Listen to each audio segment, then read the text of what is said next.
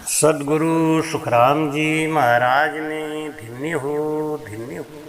सदगुरु युक्ति राम जी महाराज ने धन्य हो। सदगुरु स्वामी जी श्री कुशाल दास जी महाराज ने धन्य हो। संत श्री ज्ञानेश्वरी बाई जी महाराज ने धन्य हो। गुरुदेव आपके धिन धिन हो, महाराज आपके धिन धिन हो। करसी सोई भुगत सी, प्राणी पुण्य हर पाप। सुन जो सब सुख राम कहें, कुण बेटो कुण बाप। बोलो राम। महाराज समझाते हैं कि करसी सोई भुगत सी, प्राणी पुण्य और पाप। अब आज विचार करेंगे कि पाप क्या है और पुण्य क्या है। बहुत छोटे में आपको समझा दें एक बात। आपके किसी काम से अगर किसी के हंसते हुए चेहरे से आंसू गिरने लगे, वो दुखी हो जाए, उदास हो जाए, आपको देखते ही कोई भयभीत हो जाए, ये आपके द्वारा किया हुआ पाप कर्म है। अगर आपके किसी भी कर्म से आपको देखते ही लोग प्रसन्न हो जाएं, खुश हो जाएं, हंसने लगे, रोते हुए चेहरे पे भी मुस्कान आ जाए, यह है पुण्य का काम।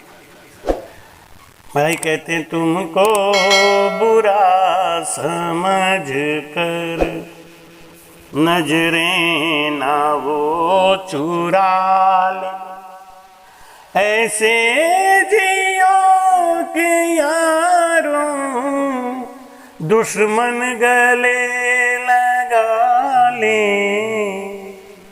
है दिल जो हो सके तो।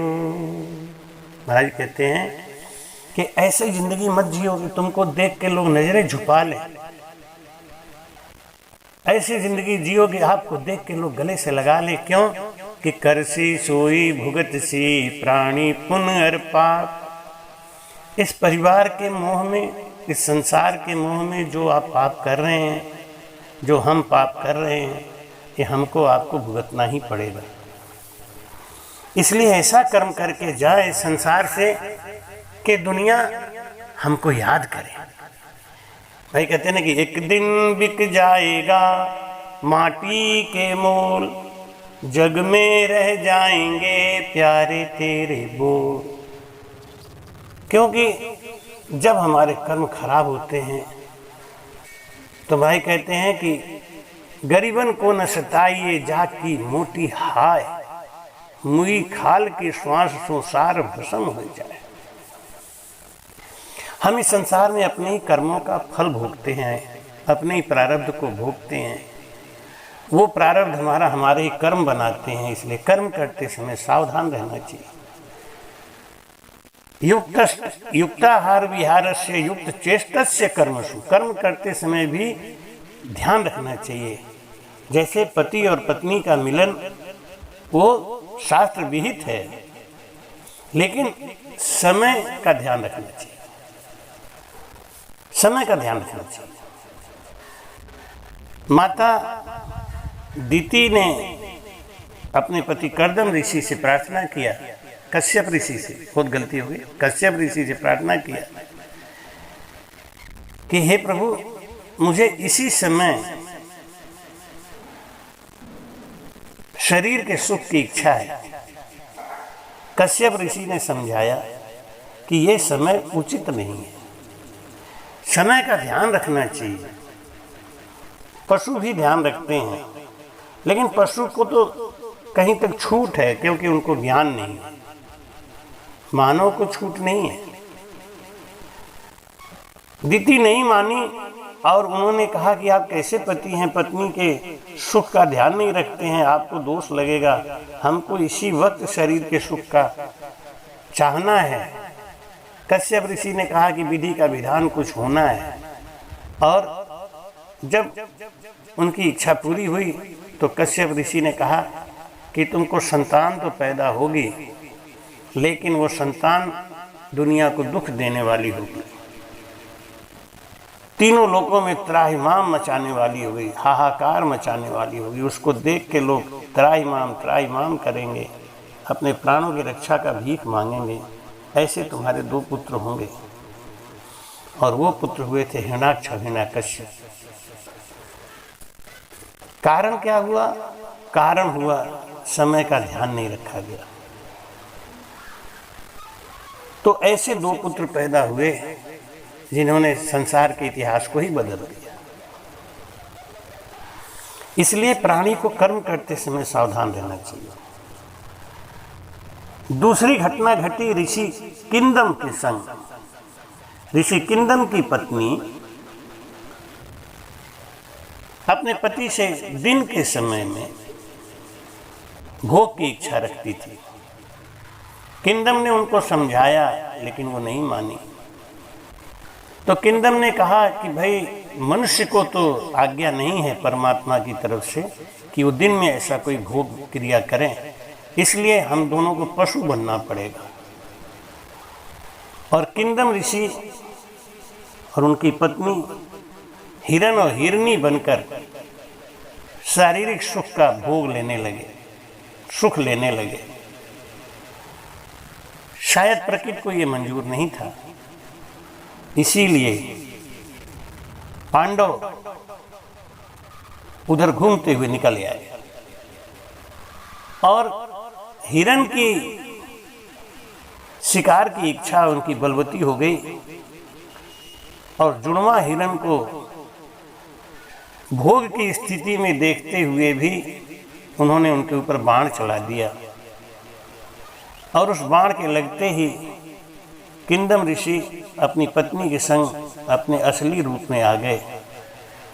पांडव जी को बहुत तकलीफ हुआ, बहुत कष्ट हुआ। उन्होंने बहुत क्षमा मांगा कि मैंने आपको ऋषि समझ के वध नहीं किया, मैं एक पशु समझ के वध किया, क्योंकि आप पशुवत व्यवहार कर रहे थे। इससे एक शिक्षा ये भी मिलती है कि हमको मानव जैसा ही हमेशा मानव योचित व्यवहार करना चाहिए। कब सत्वगुण का समय है, कब रजोगुण का समय है, कब तमोगुण का समय है, इसका ध्यान रखना चाहिए। आज के इस विलासिता भरी जिंदगी में, इस चकाचौंध की स्थिति में, जहाँ खान पान और नशा का कोई तालमेल नहीं है,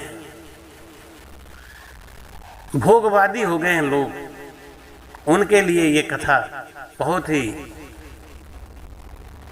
चेतावनी वर्धक है, चेतावनीदायक है कि आपको संभल जाना चाहिए। जैसे प्रकृति ने पांडवों को भेजा, ऋषि किंदम को भी सजा दिलाई। जब इतने बड़े बड़े ऋषि मुनि भी मानवोचित कर्म नहीं किए तो उनको भी सजा भुगतनी पड़ी। और हम लोग दिन रात मोबाइल पे, रहन सहन में, खान पान में विलासिता की तरफ भाग रहे हैं। क्या होगा हमारा? उनके लिए एक चेतावनी है कि युक्ताहार विहारस्य, युक्ति से आहार विहार करो।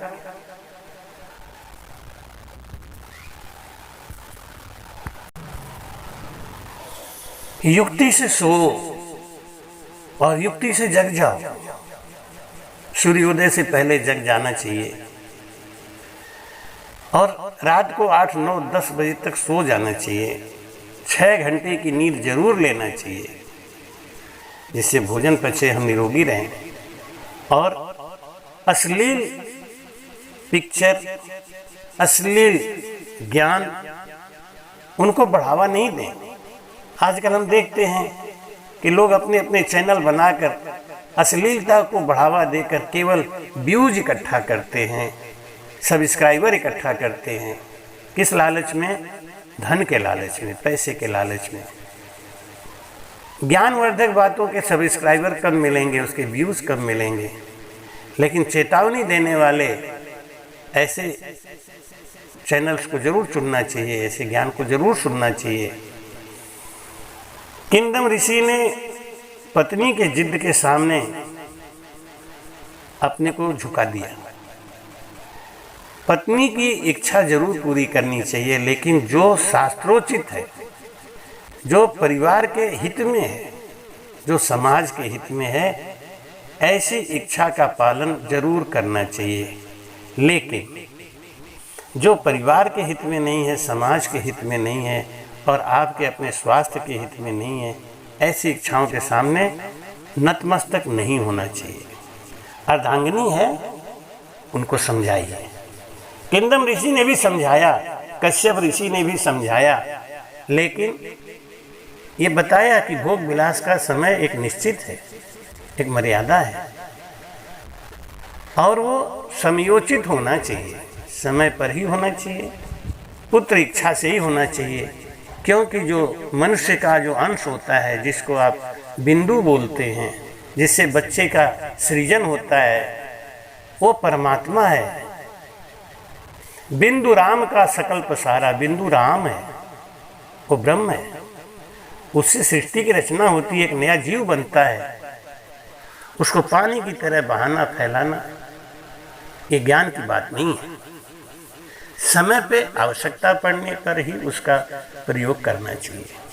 किंदम ऋषि ने गलती करी और प्रकृति ने उनको क्या बदला दिया? पांडवों के द्वारा उनका वध करा दिया। इसलिए हमको सतर्क रहना चाहिए, सचेत रहना चाहिए। पांडव की शादी जब कुंती से हुई तब पांडव ने उनको बताया कि मैं तुम्हारे संग पुत्र प्राप्त नहीं कर सकता, क्योंकि मुझे एक ऋषि का श्राप लगा है। माता कुंती ने पूछा कि श्राप का कारण क्या है? तब पांडु ने बताया कि भोग की स्थिति में मैंने उनका वध कर दिया था, तो ऋषि ने हमको श्राप दिया कि जिस प्रकार से तुमने मेरी पत्नी की इच्छा पूरी नहीं करने दी हमको, ऐसे ही तुम कभी भी जिंदगी में अपने पत्नी का सुख भोग नहीं ले पाओगे, ना अपनी पत्नी को सुख दे पाओगे। और जिस दिन भी ऐसा प्रयास किया तुम मर जाओगे, तुम्हारी मृत्यु हो जाएगी। वो दिन तुम्हारी जिंदगी का आखिरी दिन होगा जब तुम अपनी पत्नी के साथ मिलोगे। गलती वहाँ थी किंदम ऋषि की। ज्ञानी होते हुए भी उन्होंने पशुओचित व्यवहार किया, लेकिन ऋषि थे, श्राप देने की शक्ति थी।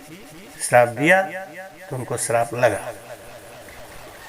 तो माता कुंती ने कहा कि आप चिंता मत करो, आपको पुत्र का सुख मैं दूंगी। और फिर उन्होंने युधिष्ठिर, भीम, अर्जुन को जन्म दिया। 3 पुत्र उनको कुंती को हुए। नकुल और सहदेव उनकी दूसरी रानी, पांडु की दूसरी रानी से पुत्र हुए।